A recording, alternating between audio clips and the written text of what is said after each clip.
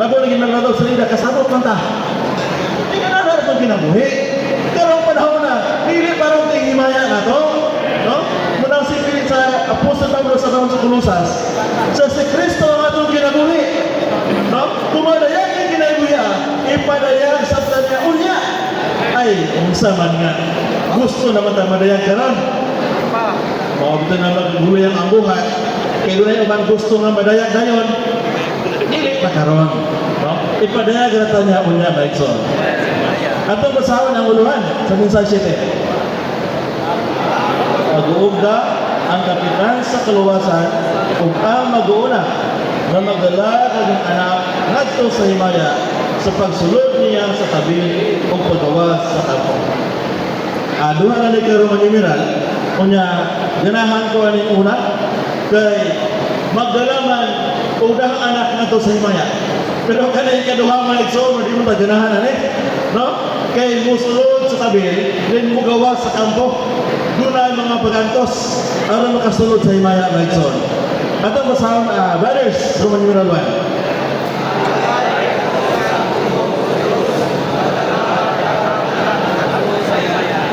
Amen. Hey, sister.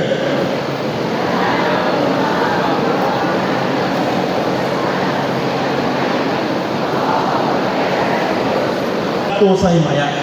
Kunya, sa Hinesis, no? Masayo naman ang tao ibuhat, ihulma, sama yun siyang tagway, aron nakasudlan niya, ang tuyo gay, aron magpadayag niya maigsoon.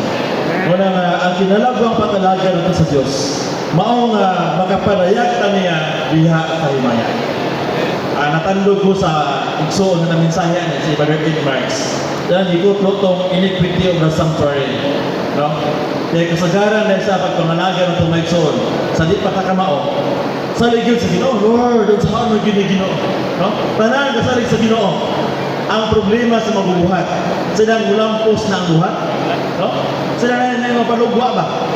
Pananglit sa mga sister, yung mga ginitya lang sa children's meeting. Sa pagsugod sa children's meeting, badlungon kayo mga bata. Unas ka na kapatiman, mga bumutan ang mga bata. Pag-iwan na niya, kinsa na matutudloan eh. Kami nagod na dahil. No?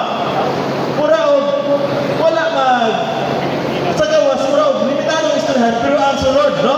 May bungka na kasing-kasing. Maayaw din yung pagkatiman ako. No? Diyan ang problema ng leksyon. Kaya ang pag-uswag din sa buhat, no? Sumala yun sa gawag sa Diyos. Kung ang kalampusan sa buhat, alang sa himaya sa Diyos. Usahay kayo, mangilog ng paghimaya. No? Ito na, kung di pa pagkatiman na, brad. Di, pinakmanigong mga igsoon na. Salamat sa Ginoo kay ako'y nakatiman. Mura manutag itong asno ba? Itong ating asno. Nag-isakyan sa Ginoo sa Jerusalem. Kaya mga tao, gabutan itong pangnira, mga sanina. Kaya gasyagit, sana.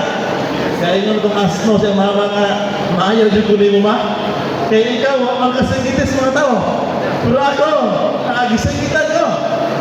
Pero na yun na igsoon, ang gasakay rin niya may gulay. No? Tingnan na mabuta. Abi na ito kita'y maayo. Ang kasakay na din natin maayo. No? Ang Kristo ang anak to, mauray malanggon o dalaygon mo ikson. Nausahay na ba? Dugay kita kahinusol. Silang mga pagpagimaya sa Ginoo. No? May nalang ganyan kay panahon nun sa grasya. Baka dumubas ko pagpagumulong sa ministry o sa mga igsuon makahinusol na puta. Muna katong MR din nila. Ang sulamitanhon nangando Diyos sa pagmulong sa ni Solomon. Tingon anak at ang igsoon, aron din kapangawat sa himaya sa Ginoo. Kinaadlaw-adlaw makadungog ta sa pagmulong sa Ginoo ngayon nato. Doon tayo direkta nga pagmulong mga igsoon. No, katong masulod nga mamulong, magdiog. Dili ito nagulat atong pagmulong agi na sa gamahanan kamot. Doon na may duha ka mamulong na maayo. Pagkamulong niya sa sulod na ito, tamis sa mga pagkamulong. Ikaw pagkamulong niya, diha sa kauban, sa mga igsoon, no? Sa mga baraan sa iglesia. Mamulong siya.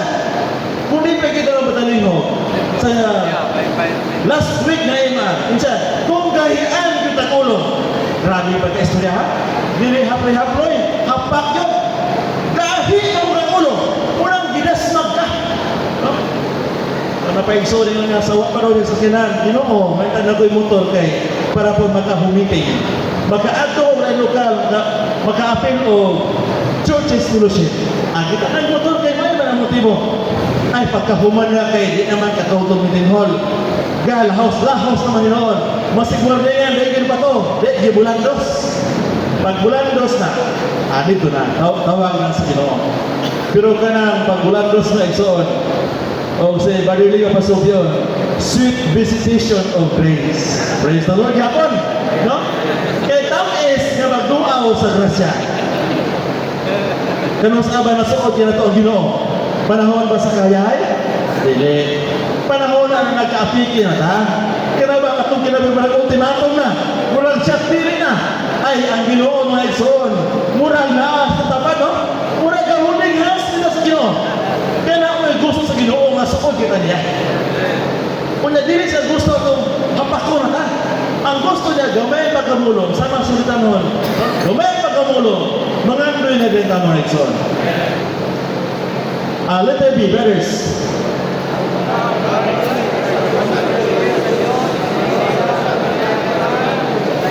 Pagpadayag, no? Sa iyang kagalingon, pinaagi sa kinubos na katawan. Mga ginigitinguha sa Ginoo. Wag yun siya magtinguha anang tinagsak. Usahay na mabutay kasi natiyan.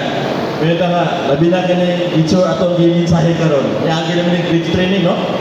Hindi na bumatog video churches, right? Kaya ang giminsahe naman sa video training.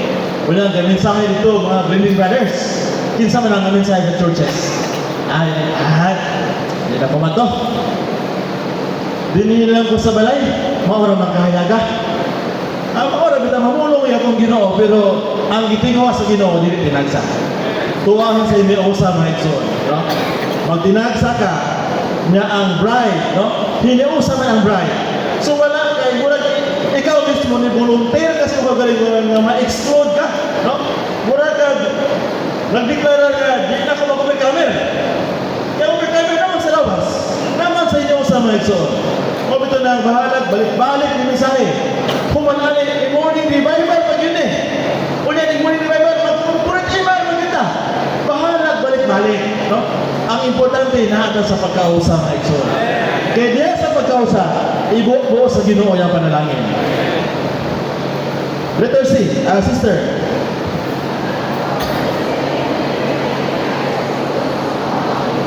Kiniusa nang mapadayag ang Diyos mga igsoon. Mao na ang gitinguha sa Ginoo. Mosab niya ang gipangandoy ni Abraham, no? He longed for a city whose architect and master builder is God. Mao sabi niya, Ginoo, kita mo tanan, mo dangat ng gidas sa Jerusalem, no? Pero lamang nagdepende asa lang agi, no? Nagdepende. Mayo gito, moagi ka sa milinyon, no? Magari ba sa Ginoo? Pero musulod sa Jerusalem. Ang atong giapas karon, mao nga maapil ta ng magantihan mga igsoon. Tanan naman ta, basta kato mga igsoon nga ito naluwas lang, no? Dili kay hiligo. Kato kung dili lang ba? Kung nasa meeting hall, kato maminaw lang, pasinaw lang. Tawag sa lang sa Ginoo. Maapil man to sa Jerusalem. Kaya tanan man ta mahimo ba ang Jerusalem. Pero ang gitingawa sa Ginoo, ato iagpas karon, manong gabayad at bili. Kani mahimo tang bahin sa pangasaunon, no? Unya ang pagpatahom sa pagkaan naman itong ingon na pangasaunon, nagdepende sa hidakon, sa pulong na maghugas na ito mga igsoon. Walay lain mga patahom na ito, kundi ang pulong lang mga igsoon. Matag mensahe, matag meeting, dunay pagkamulong ang Ginoo nga pinasahi, no? Usahay siguro sa atong video training, dunay pulong nga wala ka matandog. Pagbalik ng churches, mao man ang gimensahe pero wala ko kasabot ng panahon na. Dunay pagkamulong ang Ginoo nga matag panahon, mamulong siya aron mapaambit ang kinabuhi nga maghugas, magbalaan ato mga igsoon. Letters D, letters.